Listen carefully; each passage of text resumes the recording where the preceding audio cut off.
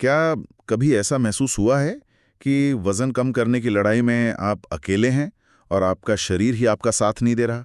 सब कुछ आजमा लिया, महंगी डाइट, जिम की मेंबरशिप, तरह तरह की गोलियां, लेकिन नतीजा वही का वही, कांटा 1 इंच भी नहीं हिलता।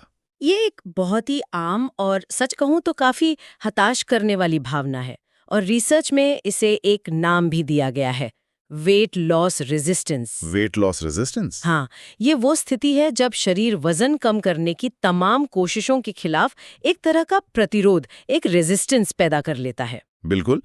और आज हमारे पास जो स्रोत हैं वे इस बात पर जोर देते हैं कि ये सिर्फ हमारी इच्छा शक्ति की कमी या क्या कहते हैं, जिद्दी चर्बी का मामला नहीं है। नहीं, बिल्कुल नहीं। असली गुनहगार अक्सर हमारी नजरों से छिपे होते हैं, शरीर के अंदर। जैसे कि अंदरूनी सूजन, जिसे हम इन्फ्लेमेशन कहते हैं, या फिर शरीर में पानी का रुक जाना, फ्लूइड रिटेंशन। हाँ, और आज हमारी चर्चा का मिशन यही समझना है कि कम खाओ ज्यादा चलो का जो पुराना फॉर्मूला है वो आज की पीढ़ी के लिए क्यों फेल हो रहा है। और हम उन स्रोतों की गहराई में उतरेंगे जो हार्मोनल गड़बड़ियों से लेकर आज की जो लाइफस्टाइल है उस तक, इस समस्या के असली कारणों की पड़ताल करते हैं। और इन्हीं स्रोतों में एक खास समाधान का भी जिक्र है जो आयुर्वेद के हजारों साल पुराने ज्ञान को आधुनिक विज्ञान के साथ जोड़ता है। हाँ, रिवर्स वेट विजडम प्रोग्राम। चलिए आज इसी पहेली के सारे टुकड़े जोड़कर देखते हैं। यहाँ एक दिलचस्प बात यह भी है कि ये स्रोत वजन को सिर्फ किलो के एक नंबर की तरह नहीं देखते। अच्छा। वे इसे हमारे पूरे स्वास्थ्य, हमारी ऊर्जा और यहाँ तक कि हमारी आर्थिक स्थिति से भी जोड़ते हैं। ये एक बहुत जरूरी कनेक्शन है, क्योंकि इन दस्तावेजों के मुताबिक वजन से जुड़ी बीमारियों पर होने वाला जो मेडिकल खर्च है, काम से ली गई छुट्टियां और प्रोडक्टिविटी में कमी, इन सब का सीधा असर हमारी जेब पर पड़ता है। तो ये चर्चा सिर्फ बेहतर दिखने के बारे में नहीं, बल्कि एक बेहतर और आर्थिक रूप से सुरक्षित जीवन जीने के बारे में भी है। बिल्कुल। तो चलिए शुरू करते हैं उस सवाल से जो शायद हम सबके मन में है। बाजार में हर दूसरे दिन एक नई चमत्कारी डाइट या वर्कआउट बयान आता है। ये कुछ समय के लिए शायद काम भी करते हैं, लेकिन लंबे समय तक क्यों नहीं टिकते? ऐसा क्यों है कि वजन हमेशा वापस आ जाता है? इसकी एक बहुत साफ वजह इन दस्तावेजों में बताई गई है। ये सारे प्रोग्राम समस्या की सिर्फ ऊपरी सतह को खरोचते हैं, उसकी जड़ तक कभी पहुंचते ही नहीं। रिसर्च 4 मुख्य कमियों की ओर इशारा करती है। पहली और सबसे बड़ी कमी है मूल कारणों को पूरी तरह से नजरअंदाज करना। मूल कारण मतलब सिर्फ ज्यादा खाना नहीं? बिल्कुल नहीं। उदाहरण के लिए आज की लाइफस्टाइल को देखिए। देर रात तक पार्टी करना, शराब पीना, फास्ट फूड खाना, लगातार तनाव में रहना। हाँ, ये तो आजकल बहुत कॉमन है। स्रोत बताते हैं कि ये सब चीजें शरीर में एक धीमी आग की तरह काम करती हैं, जिसे क्रोनिक इन्फ्लेमेशन कहते हैं। अगर किसी के शरीर में ये सूजन लगातार बनी हुई है तो कोई भी सामान्य डाइट हमेशा के लिए काम नहीं करेगी। मतलब कुछ किलो वजन कम हो भी गया तो वो वापस आ जाएगा? हाँ, क्योंकि सूजन की असली वजह तो वहीं की वहीं है। ये बात तो समझ आती है। अगर सूजन असली वजह है तो इसका मतलब ये भी हुआ कि जो डाइट मेरे दोस्त के लिए काम कर रही है वो शायद मेरे लिए बेकार हो, है ना? आपने बिल्कुल सही नस पकड़ी है और यही दूसरी बड़ी कमी है। हर व्यक्ति की अलग शारीरिक बनावट को नजरअंदाज करना। वन साइज फिट्स ऑल वाला अप्रोच। एग्जैक्टली। एक डाइट जो किसी एक के लिए चमत्कार करती है, हो सकता है दूसरे के लिए बिल्कुल बेकार हो।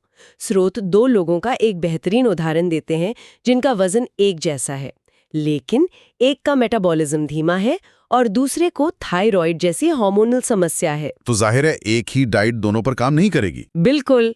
ऐसे में एक साइज सब पर फिट वाला तरीका फेल होना ही है। ठीक है, लेकिन कई बार ऐसा नहीं लगता कि ये सिर्फ इच्छा शक्ति की कमी है? लोग एक डाइट शुरू तो करते हैं लेकिन उसे निभा नहीं पाते। ये एक आम धारणा है, लेकिन रिसर्च कुछ और कहती है और ये हमें तीसरी कमी की ओर ले जाता है। ये प्रोग्राम टिकाऊ नहीं होते। टिकाऊ नहीं होते मतलब? जब आप बहुत कम कैलोरी वाली क्रैश डाइट पर जाते हैं तो आपका शरीर इसे भूखमरी का संकेत समझता है। ओके। और वो अपनी सुरक्षा के लिए आपके मेटाबॉलिज्म यानी कैलोरी जलाने की रफ्तार को ही धीमा कर देता है। अरे वाह, मतलब शरीर खुद ही वजन घटाने के खिलाफ काम करने लगता है। एकदम सही। और जैसे ही आप उस डाइट को छोड़ते हैं, आपका मेटाबॉलिज्म तो पहले ही धीमा हो चुका है। तो अब आप सामान्य खाना भी खाते हैं तो वजन पहले से भी ज्यादा तेजी से वापस आता है। हाँ, और इसे ही योयो डाइटिंग कहते हैं। ये इच्छा शक्ति की नहीं बल्कि बायोकेमिस्ट्री की लड़ाई है जिसमें आप हारने के लिए ही बने हैं। तो ये प्रोग्राम समस्या की जड़ तक नहीं जाते, ये पर्सनलाइज नहीं होते और ये हमें फेल होने के लिए ही तैयार करते हैं। ऐसा लगता है कि ये पूरी तस्वीर का एक बहुत छोटा हिस्सा ही देख रहे हैं। और यही चौथी और आखिरी कमी है, समग्र स्वास्थ्य की उपेक्षा। सच्ची तंदुरुस्ती में सिर्फ शारीरिक नहीं बल्कि मानसिक और भावनात्मक संतुलन भी शामिल है। बिल्कुल। जब कोई प्रोग्राम सिर्फ वजन के कांटे पर ध्यान देता है और तनाव, नींद की कमी और मन की शांति जैसी जरूरी चीजों को छोड़ देता है तो वो अधूरा रह जाता है। और यही वजह है कि ऐसे प्रोग्राम लंबे समय में हमेशा असफल हो जाते हैं। ओके, तो ये साफ है कि पारंपरिक तरीके क्यों काम नहीं कर रहे। अब बात करते हैं उस हिस्से की जो मुझे सबसे दिलचस्प लगा, इसके पीछे का विज्ञान, हमारा शरीर असल में काम कैसे करता है। चलिए सबसे पहले मेटाबॉलिज्म की बात करते हैं। इसे हम अपने शरीर का इंजन समझ सकते हैं, ठीक है? हाँ, ये एक बेहतरीन एनालॉजी है। और ये इंजन तब भी कैलोरी जलाता है जब हम आराम कर रहे होते हैं। अच्छा। लेकिन आज की जीवन शैली, जैसे कि दिन भर बैठे रहना और प्रोसेस्ड फूड खाना, इस इंजन को समय के साथ धीमा कर देती है। इसीलिए अक्सर लोग कहते हैं कि मैं तो पहले कुछ भी खा लेता था, अब तो हवा पानी भी लग जाता है। बिल्कुल, ये उनका धीमा होता हुआ मेटाबॉलिज्म ही बोल रहा होता है। और अगर मेटाबॉलिज्म इंजन है तो मुझे लगता है स्रोत हार्मोन्स को उसका कंट्रोल पैनल बताते हैं। बिल्कुल, हार्मोन्स हमारे शरीर के मास्टर रेगुलेटर हैं। इंसुलिन, लेप्टिन और ग्रेलिन जैसे हार्मोन हमारी भूख, ऊर्जा और फैट जमा करने के थर्मोस्टैट की तरह हैं। अब सोचिए, जब हम देर रात तक जागते हैं, फोन की नीली रोशनी हमारी नींद के हार्मोन को बिगाड़ देती है। ओके। अगले दिन हमारा शरीर ग्रेलिन यानी भूख बढ़ाने वाला हार्मोन ज्यादा बनाता है और लेप्टिन यानी पेट भरने का सिग्नल देने वाला हार्मोन कम। नतीजा, हमें बेवजह भूख लगती है और हम ज्यादा कैलोरी खाते हैं। और सिर्फ नींद ही नहीं, हमारे आसपास की चीजें भी इन पर असर डालती है ना। हाँ, और ये एक चौंकाने वाली बात है जिस पर स्रोत बहुत जोर देते हैं। प्लास्टिक की बोतलों, कॉस्मेटिक्स और यहाँ तक कि सिंथेटिक कपड़ों में पाए जाने वाले कुछ केमिकल्स अच्छा, एंडोक्राइन डिसरप्टर्स की तरह काम करते हैं। ये हमारे शरीर में जाकर असली हार्मोन्स की नकल करते हैं और पूरे सिस्टम में गड़बड़ी पैदा कर देते हैं, जिससे वजन बढ़ना एक आम साइड इफेक्ट है। कई बार मुझे ऐसा लगता है कि मेरा वजन नहीं बढ़ा, बस मैं फूला हुआ महसूस कर रहा हूँ। क्या ये वही इन्फ्लेमेशन और फ्लूइड रिटेंशन है? ये एक बहुत ही महत्वपूर्ण बिंदु है।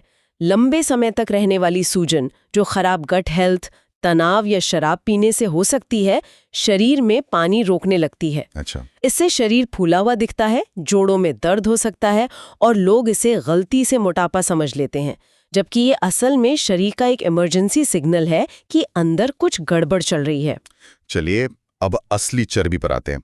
मैंने पढ़ा है कि हर तरह की चर्बी एक जैसी नहीं होती। स्रोत 2 तरह के फैट का जिक्र करते हैं। हाँ, और दोनों में जमीन आसमान का फर्क है। पहला है विसरल फैट। विसरल फैट ये वो खतरनाक फैट है जो हमारे जरूरी अंगों जैसे दिल, लिवर और किडनी के आसपास एक कंबल की तरह लिपट जाता है। स्रोत इसे सिर्फ चर्बी नहीं बल्कि शरीर के अंदर एक जहरीला अंग बताते हैं जो लगातार सूजन पैदा करने वाले केमिकल छोड़ता रहता है। बाप रे, मतलब आपके दूसरे अंगों पर 24 घंटे हमला होता रहता है। बिल्कुल, और ये सीधे तौर पर दिल की बीमारी और डायबिटीज से जुड़ा है। ये तो काफी डरावना है। और दूसरा है सबक्यूटेनियस फैट। हाँ, ये वो चर्बी है जो हमारी त्वचा के ठीक नीचे होती है, जिसे हम पकड़ सकते हैं। ये उतनी खतरनाक नहीं है, लेकिन ये हमारे शरीर की बनावट और शेप पर असर डालती है। तो एक अच्छा प्रोग्राम इन दोनों पर काम करेगा? हाँ, खासकर खतरनाक विसरल फैट को टारगेट करेगा। विज्ञान का एक आखिरी पहलू जो अक्सर नजरअंदाज हो जाता है वो है पोषक तत्वों की कमी। और ये आज के फास्ट फूड कल्चर में एक बहुत बड़ी समस्या है। आप कैलोरी तो बहुत खा रहे हैं, लेकिन पोषण के नाम पर 0। इन दस्तावेजों के अनुसार विटामिन डी, B12 या मैग्नीशियम और आयरन जैसे मिनरल्स की कमी से शरीर की ऊर्जा बनाने और फैट जलाने की प्रक्रिया ठप हो सकती है। मतलब आप मोटे भी हो सकते हैं और कुपोषित भी एक ही समय पे? एकदम। ये सब सुनकर तो थोड़ा डर भी लग रहा है। विज्ञान इतना जटिल है, हमारी जीवन शैली हमारे खिलाफ काम कर रही है, तो फिर समाधान क्या है? यहीं पर स्रोत उस अनोखे दृष्टिकोण का जिक्र करते हैं, रिवर्स वेट विजडम। ये क्या है? इन स्रोतों के अनुसार ये भारत का पहला डॉक्टर के नेतृत्व वाला आयुर्वेदिक वेट लॉस प्रोग्राम है, जिसे डॉक्टर करण दवे लीड करते हैं। अच्छा। दिलचस्प बात यह है कि उनकी चौथी पीढ़ी आयुर्वेद के क्षेत्र में काम कर रही है, तो इसमें परंपरा और अनुभव की एक गहरी समझ है जिसे आधुनिक मेडिकल जांच के साथ मिलाया गया है। और जैसा हमने पहले बात की, इसका काम करने का तरीका पारंपरिक प्रोग्राम से बिल्कुल अलग है। ये 3 चरणों में काम करता है। बिल्कुल। पहला चरण है पूरी तरह से जांच पड़ताल। ये सिर्फ वजन नापने या BMI चेक करने तक सीमित नहीं है।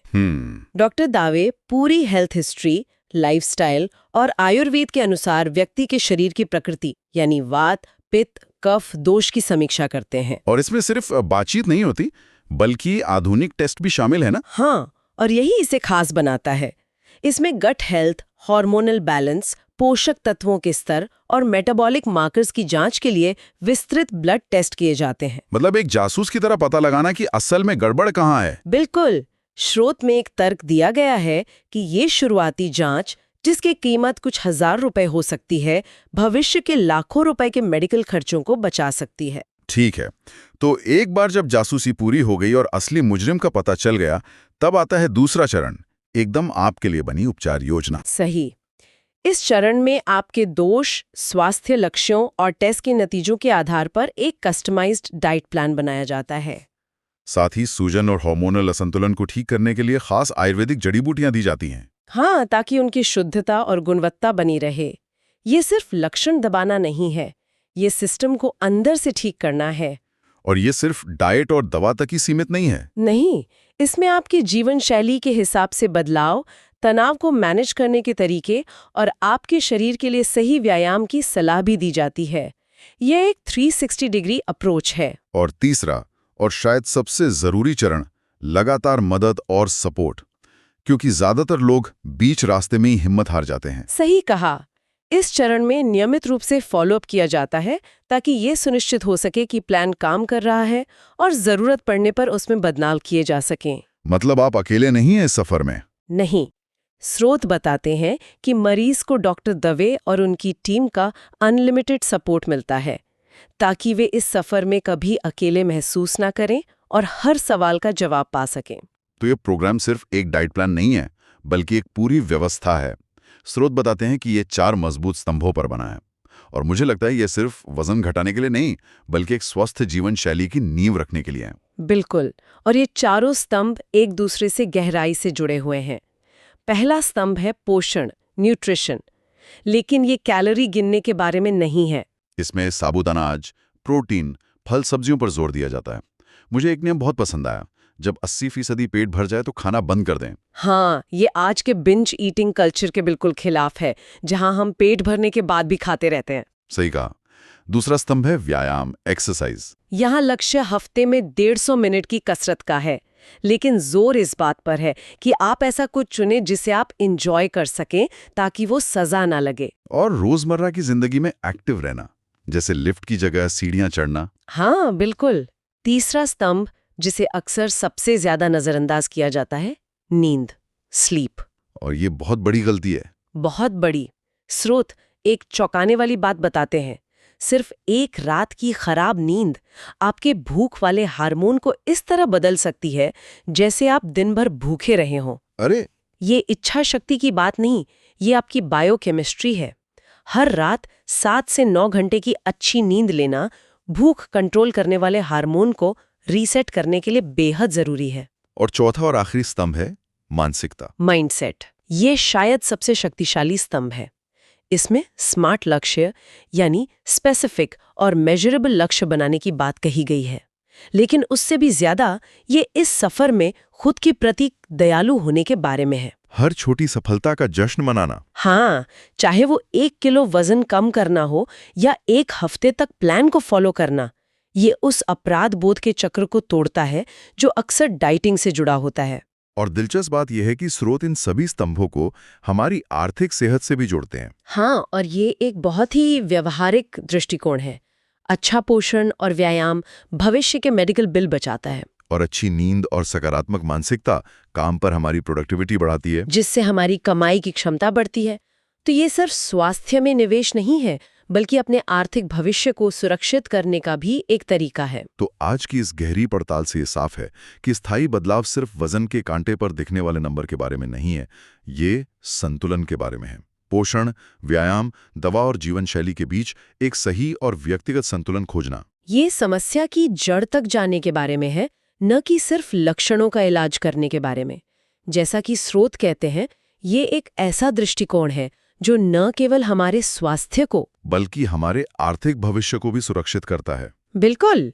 स्रोत में एक बहुत अच्छी लाइन है जो इस पूरी प्रक्रिया का सार बताती है। वे इसे सिर्फ वजन घटाना नहीं बल्कि बीमारी को उलटना और जीवन को बहाल करना कहते हैं। Reversing disease, restoring lives. हाँ, और यह हम सभी के लिए एक बहुत महत्वपूर्ण सवाल खड़ा करता है। क्या होगा अगर हम स्वास्थ्य को एक मंजिल की तरह देखना बंद कर दें जिसे किसी तरह हासिल करना है, और इसे संतुलन की एक अवस्था के रूप में देखना शुरू करें जिसे हमें रोजाना बनाए रखना है? तो आज का सवाल ये नहीं है कि मैं 10 किलो कैसे कम करूं, बल्कि ये है कि मैं आज अपने शरीर के लिए वो एक छोटी सही चीज क्या कर सकता हूं जो इस संतुलन को वापस लाने की शुरुआत करे। शायद वो सिर्फ देर रात की कॉफी छोड़ना हो या सोने से 1 घंटा पहले फोन को दूर रखना हो। बिल्कुल। संतुलन का वो कौन सा छोटा सा काम हो सकता है जो किसी के जीवन में एक बहुत बड़े और सकारात्मक बदलाव की शुरुआत बन सकता है।